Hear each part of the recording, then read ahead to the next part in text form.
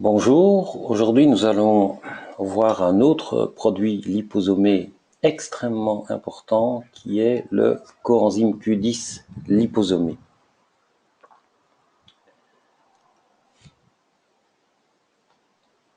Alors pour comprendre le coenzyme Q10 et toute son importance au niveau thérapeutique, il faut faire un petit rappel en ce qui concerne la mitochondrie qui est la centrale énergétique de nos cellules.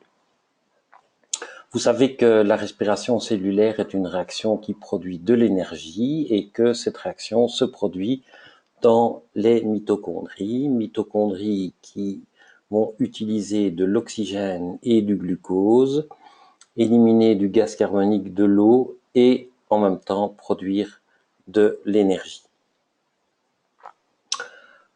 Pour la production d'énergie, la mitochondrie va utiliser un carburant qui lui est propre, qui est le coenzyme Q10, qui existe sous deux formes, la forme oxydée qui s'appelle l'ubiquinone et la forme réduite qui s'appelle l'ubiquinol. Et il y a un passage de l'un à l'autre avec chaque fois un transfert de 2 électrons. Donc l'ubiquinol donne 2 électrons qui fixe le groupe phosphate qui convertit l'ADP en ATP, qui, comme vous le savez, est la molécule énergétique. Alors, on a beaucoup parlé ces derniers temps de la différence entre l'ubiquinol et l'ubiquinone, la forme réduite ou la forme oxydée. En fait, l'ubiquinone liposomé est relativement bon marché. Cela coûte environ 49 € par mois. L'ubiquinol en gélule est déjà plus cher, 70 € par mois. Et si on devait faire de l'ubiquinol liposomé, ce serait extrêmement cher, aux environs de 190 € par mois. Or, il ne faut pas oublier, et les chercheurs l'ont bien démontré, que l'ubiquinol se transforme en ubiquinone dans l'estomac et dans l'intestin grêle. Il y a une conversion permanente entre ces deux formes.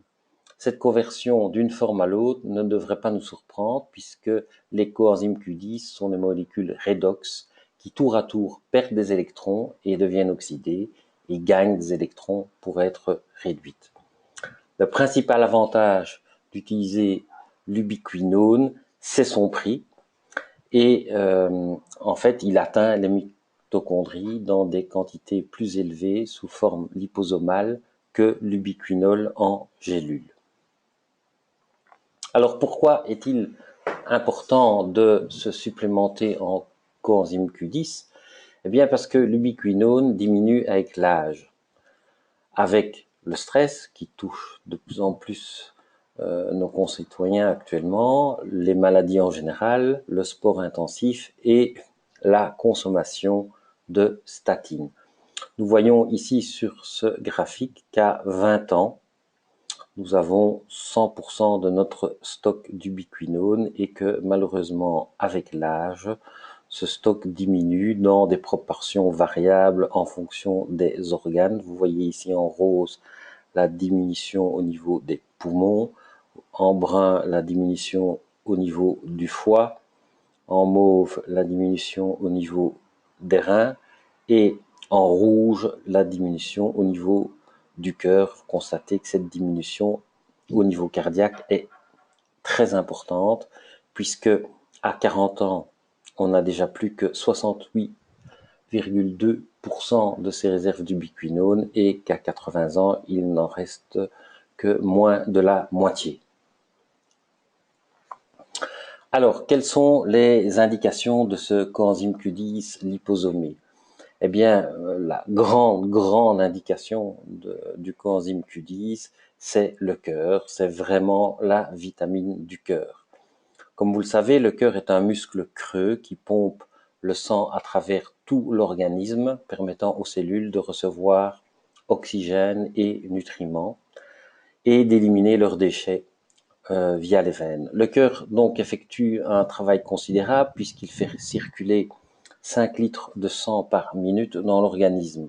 Pendant un effort, le cœur peut pomper 35 litres de sang par minute. Chaque jour, le cœur va effectuer environ 100 000 battements pour pomper 7 200 litres de sang. Pour réaliser ce travail colossal, le cœur doit produire beaucoup d'énergie, ce qui explique pourquoi les cellules musculaires cardiaques sont très riches en mitochondries. Les mitochondries qui fournissent au cœur l'énergie dont il a besoin pour continuer de battre, et le carburant qui permet le bon fonctionnement de nos mitochondries est le coenzyme Q10.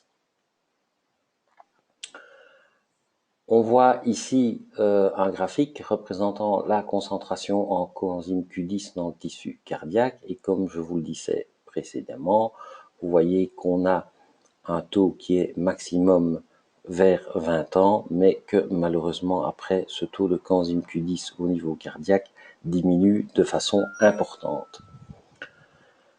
Coenzyme Q10 est présent dans les mitochondries de toutes nos cellules où il joue un rôle capital dans la production d'énergie. Toutefois, chez l'humain, les taux de coenzyme Q10 diminuent progressivement à partir de 20 ans et les seniors ont 50% de coenzyme Q10 en moins que les jeunes adultes. Cela a pour effet d'accélérer le vieillissement et d'affaiblir le muscle cardiaque.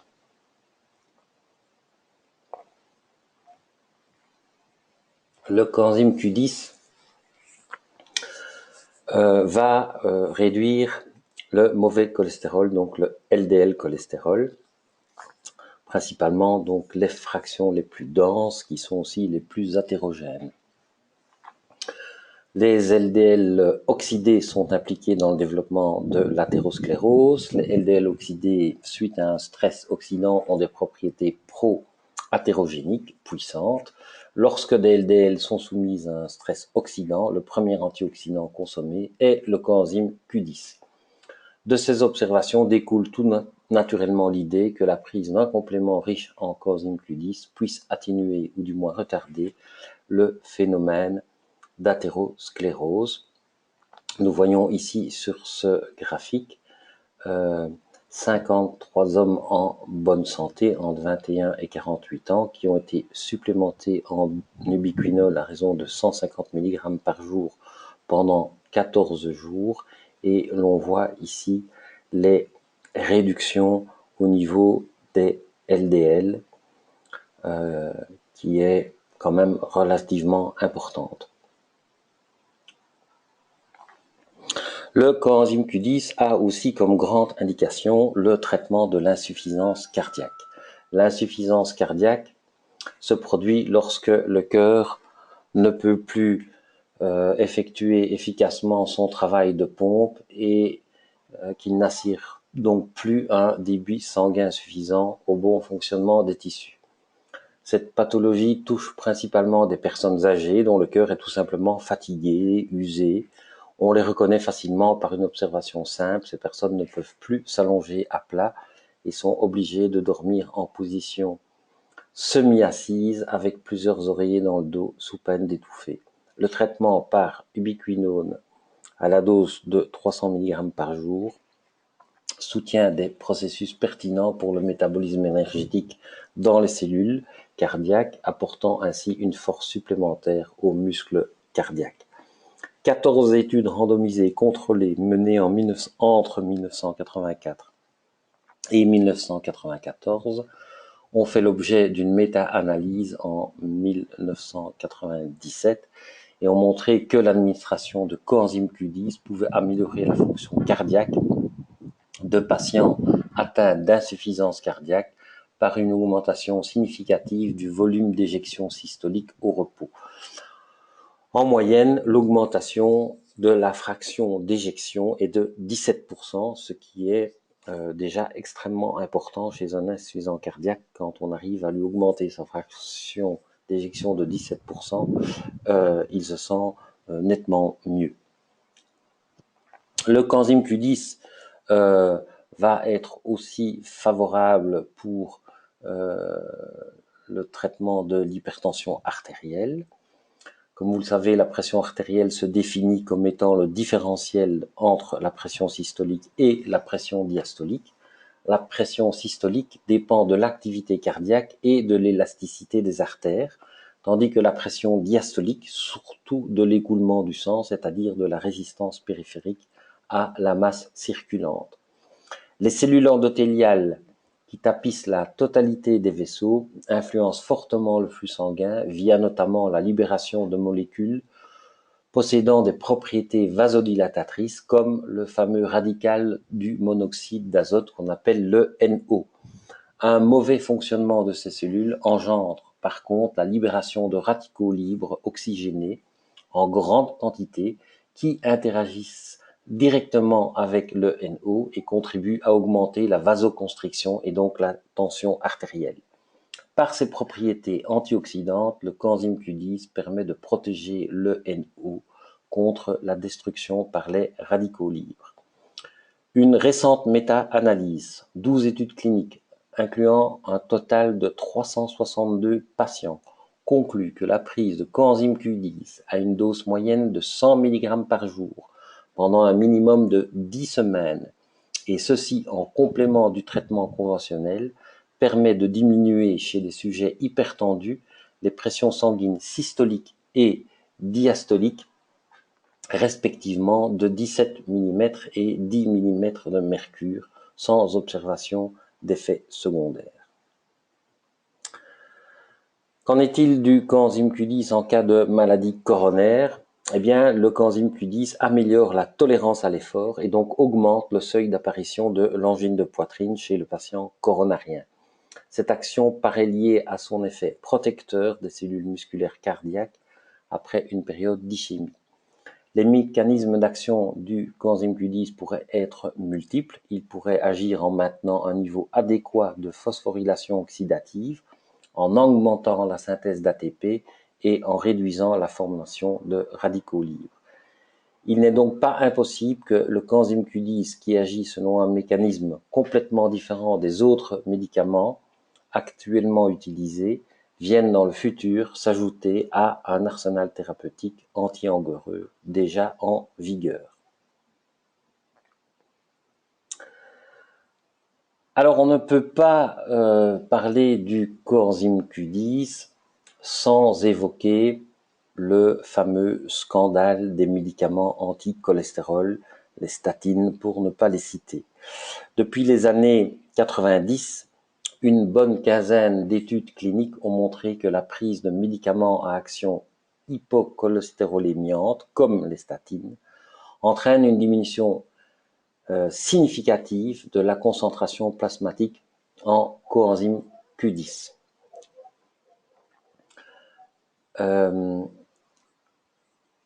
Une revue pertinente des données de la littérature scientifique qui était donc réalisée en 2003 révèle que le taux plasmatique en coenzyme Q10 chez des sujets sous statine peut être de plus de 50% plus bas par rapport à celui des sujets ne prenant pas ce type de médicament. Voilà ici le graphique qui nous montre que les gens sous pravastatine diminuent leur taux de coenzyme Q10 de l'ordre de 50% et ceux sous simvastatine de l'ordre de 54%, ce qui est énorme. Diminuer ces taux de coenzyme Q10 de la moitié est extrêmement délétère. Et donc voilà une situation pour le moins paradoxale pour ce médicament qui d'une part réduit un facteur favorisant l'apparition de maladies cardiovasculaires, le cholestérol, mais d'autre part contribue à diminuer la synthèse d'une molécule essentielle dans la production énergétique au niveau cardiaque. Cet effet s'explique simplement par le fait que les statines inhibent l'activité de la HMG-CoA réductase, qui est l'étape commune à la synthèse du cholestérol et du coenzyme Q10, comme on le voit ici sur ce schéma.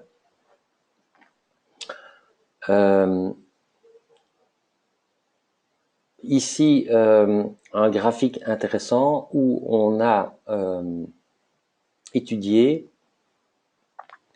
une femme âgée avec une insuffisance cardiaque congestive et on a mesuré sa fraction d'éjection voilà, en fonction du temps. Ici, sa fraction d'éjection, voilà, elle est de l'ordre de 50%. Et en 96, au mois de mars 96, la patiente est mise sous statine et on voit que sa fraction d'éjection diminue de l'ordre de 50%, comme l'indiquent les études.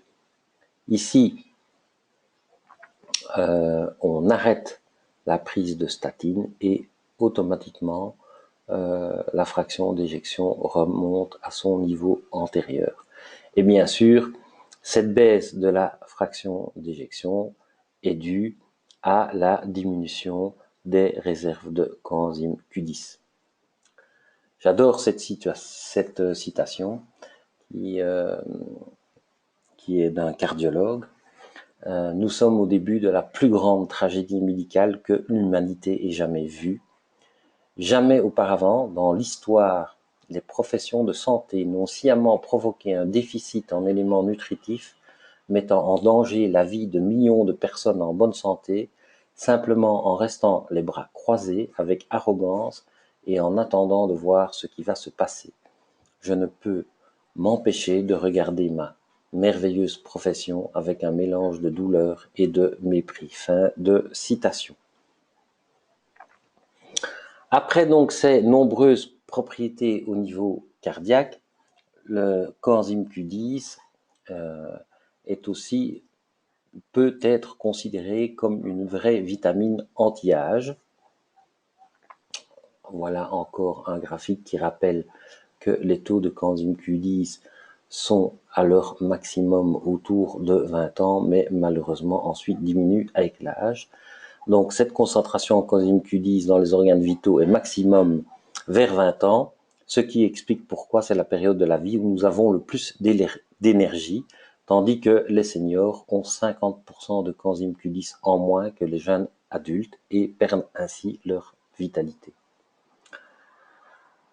Vitalité qui diminue tant au niveau physique qu'au niveau mental, mais comme on le voit sur ce graphique, on peut augmenter cette vitalité tant physique que mentale par la prise du biquinol, comme le montre cette étude. Les performances sportives aussi peuvent être améliorées par l'utilisation du coenzyme Q10. On a ici étudié 100 jeunes de 20 ans, ce sont des athlètes allemands très entraînés avant les JO de 2012. Et on a mesuré leur performance sur cyclo-ergomètre avant et à 6 semaines après 300 mg par jour du biquinol ou de placebo. Et on voit que les gens sous ubiquinol voient une nette augmentation de leur performance sportive. Le coenzyme Q10 peut être utilisé aussi dans la maladie de Parkinson parce que les gens atteints de cette maladie ont une fonction mitochondriale altérée et des niveaux faibles de coenzyme Q10.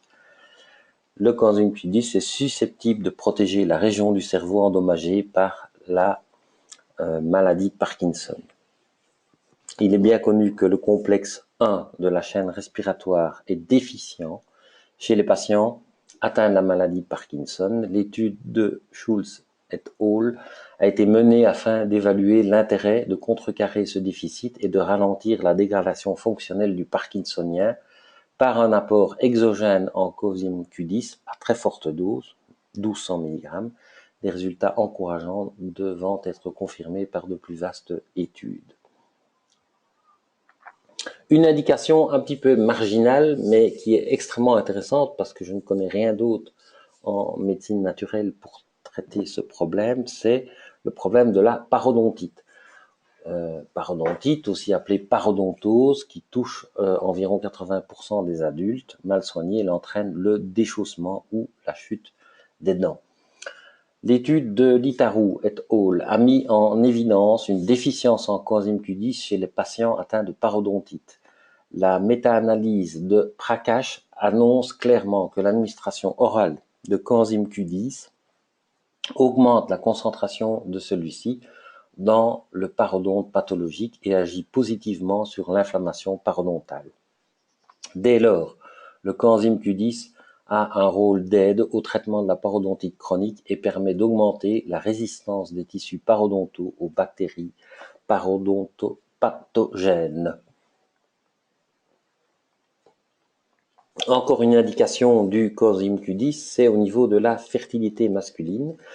Une étude randomisée en double aveugle contre placebo, effet de la forme réduite du coenzyme Q10 ubiquinol sur les différents paramètres du sperme chez des hommes concernés par une infertilité idiopathique. 229 hommes infertiles ont été étudiés dans cette étude avec 26 semaines de supplémentation entre soit le coenzyme Q10 ou un placebo. La conclusion: 200 mg par jour de biquinol améliore significativement les paramètres du sperme. On a une densité du sperme qui augmente de 81,6%, la motilité de 31,7% et la morphologie s'améliore de 24%. Donc tous ces résultats vont dans le sens d'une optimisation de la fertilité masculine. Le coenzyme liposomé a bien sûr un intérêt, c'est que la technique d'encapsulation liposomiale permet de protéger le produit encapsulé contre les attaques acides de l'estomac et permet de délivrer le produit directement dans le sang où il pourra ensuite être véhiculé intact jusqu'aux cellules. C'est d'autant plus vrai pour cette molécule que constitue le coenzyme Q10 qui présente par nature une affinité avec les lipides. C'est d'ailleurs pour cette raison que l'on conseille généralement d'absorber les compléments alimentaires à base de Q10 durant les repas afin de potentialiser son assimilation. La forme liposomée du coenzyme Q10 permet d'atteindre des concentrations plasmatiques et donc cellulaires élevées qui permettent une respiration cellulaire optimale. On voit ici sur ce graphique la concentration plasmatique en Q10 qui, bien sûr, augmente la respiration cellulaire. Plus il y a de Q10, plus il y a de respiration cellulaire. Beaucoup de gens ont des taux bas ou sont déficients en coenzyme Q10.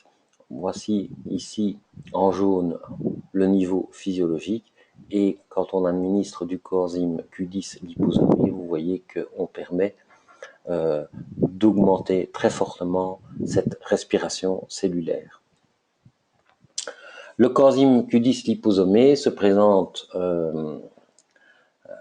dans un flacon d'environ 83 ml. Deux doses, donc deux pressions sur le flacon, ça correspond à 200 mg d'ubiquinone. La dose normale est de 2 doses par jour en une prise dans de l'eau ou un jus de fruits. Comme toujours avec les produits liposomés, secouez directement le flacon avant utilisation et une fois ouvert, conservez le flacon au frigo et l'utilisez dans les 45 jours.